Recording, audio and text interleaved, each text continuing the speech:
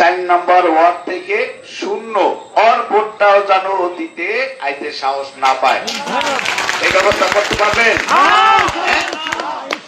পারবেন? মেরাজ ভাই একটু আগে একটা কথা বলছে, ভোট হবে ইভিএম এ, পরিষ্কার কথা। ভাই দলের ঢুকা কেউ চালাকি করবেন না। আপনি বলবেন এ ভোটটা নাই, হে বলবো এই ভোটটা নাই, স্পষ্ট কথা। আমার ভোট আমি দিব, যাকে খুশি তাকে দেব। আপনারা ভোট কেন্দ্রে যাবেন, ভোট থাকুক, বলবেন এরা বুঝি না, ইভিএম এ আমরা কখনো ভোট দেই নাই, আপনি আসেন আমার ভোট দিয়া যান, এই কথা আপনি ভিতরে বয়ে বয়ে বলবেন।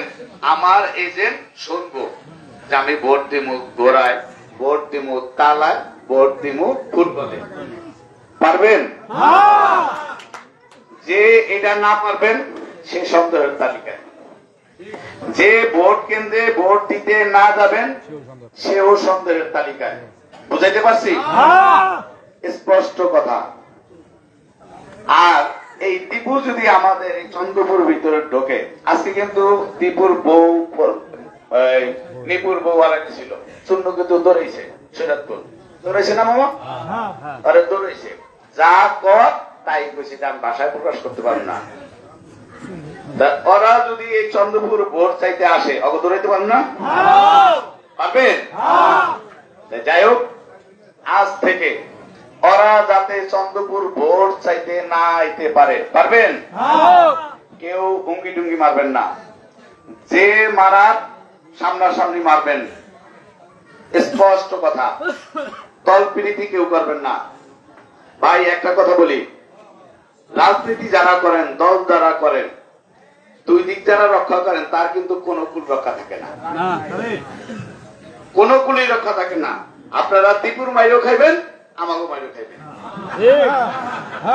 যারা তলে তলে খাতি দেখেন, দুই জায়গায় মাই খাইবেন।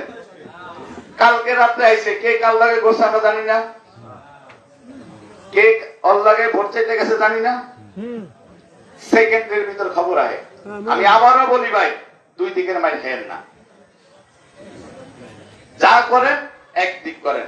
বুকে সাহস থাকলে ওটা করবেন, বুকে সাহস থাকলে এমপি সাহেবটা করবেন। আমি আর কথা বাড়াবো না, কথা এটাই শেষ। আমরা ভোটের মাধ্যমে এমপি সাহেবকে আমরা বুঝিয়ে দিব, ওদের মতো 3 কুলুঙ্গার গেলে কি হবে? আপনার হাজার হাজার ভাই আছে, 3টা কুলুঙ্গার আপনার থেকে গেছে, কিন্তু দেখেন আপনার হাজার হাজার ভাই। আপনারা কি চান না 22 তারিখে এমপি সাহেব চন্দ্রপুর আসুক? ভোট যদি আমরা শতভাগ না দিতে পারি কাস্টিং বোর্ডের, উনি কি আইবো?